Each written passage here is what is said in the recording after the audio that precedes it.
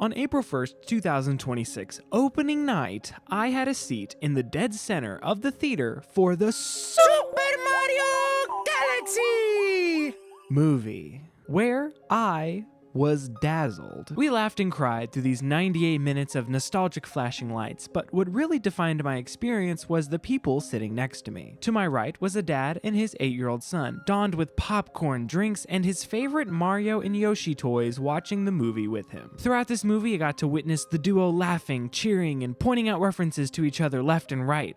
A character would come on screen and the dad would get just as excited as his son as they picked out the many references. It was truly a core childhood moment that I feel very lucky to have been a part of. But my experience with this film became very complicated as I got in the car to drive home and thought, what was that movie even about? There was barely a story, no structure, just a series of memorable moments that you immediately forgot.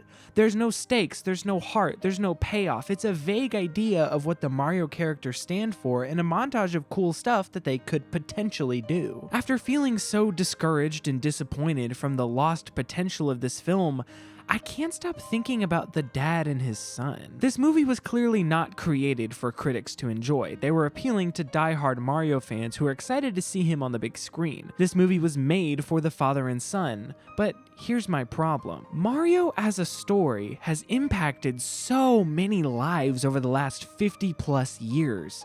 Its ideas, characters, and stories have impacted generations, transcended languages, and have brought family and friends together, or split them apart, depending on how you play Mario Kart. But if this story and these characters are so important to so many people, doesn't the Super Mario Galaxy movie deserve better than 90 minutes of storyless nostalgia bait? Yeah, the father and son had an amazing time at the movie, but how much more impactful would that experience have been if the film had genuine story beats that supported the nostalgia? The Super Mario Galaxy movie is truly a drop in the bucket for a larger issue we're seeing with family movies, but I think this issue has been slowly getting worse right under our noses. And I'd like to be clear, from an animation perspective, this movie is honestly beautiful. Illumination has truly outdone themselves visually. I just have so many critiques on the story and its overall failed potential as a movie. I'm really disappointed by this trend I'm seeing specifically in family movies, where an overused IP gets thrown into a blender and tossed to theaters to make a couple $100 million.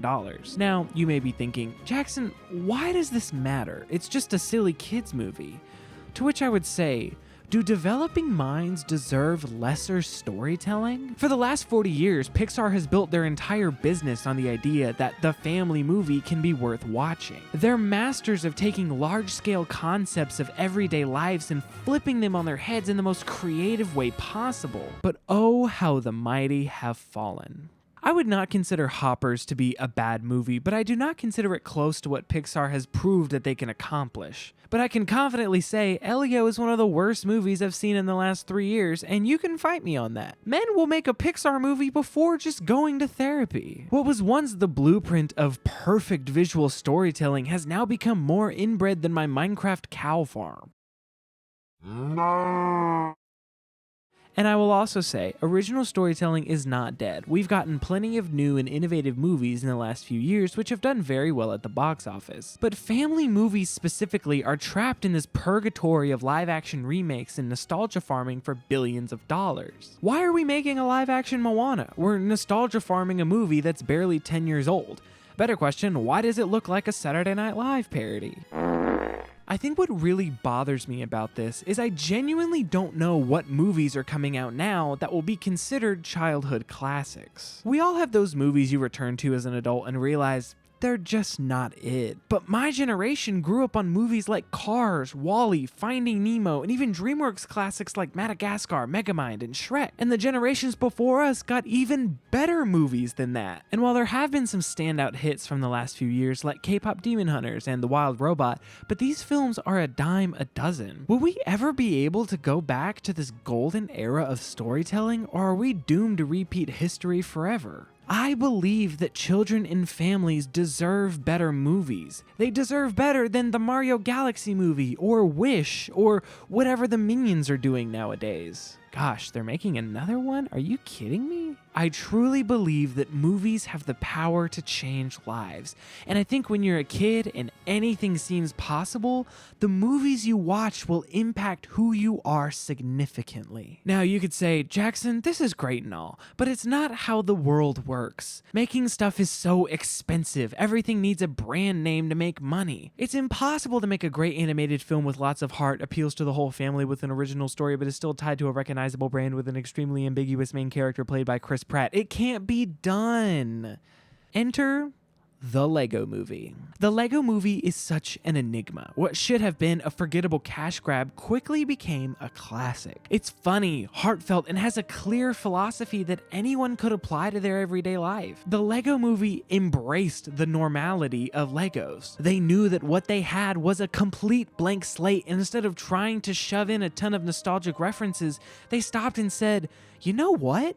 Maybe the blank slate is the point. And while every single character from the Warner Brothers Rolodex is in here, it's played off as a joke and is justified by the medium of Lego. This movie makes you remember all the times you mixed your Lego sets together and had epic battles between Gandalf and Abraham Lincoln. This is a positive use of nostalgia. They're using the vehicles of deep, relatable characters and proper storytelling to let you connect the dots in your head instead of shoveling references down your throat. When tasteful nostalgia is used as a garnish on top of a really great story, it makes the film 10 times more impactful for the viewers, while not isolating new fans. Nostalgia is not inherently a bad thing, but it cannot replace a good story.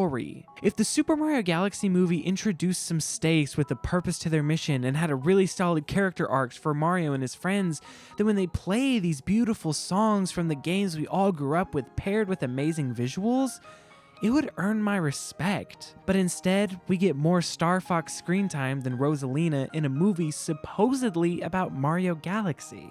But that's enough from me. I want to know what you think. Should we work hard to leave a better planet for our kids, or should we leave our kids for a better planet? Drop a comment down below, send this video to a friend that you think would enjoy, and make sure you subscribe for the next one. But until then, bye!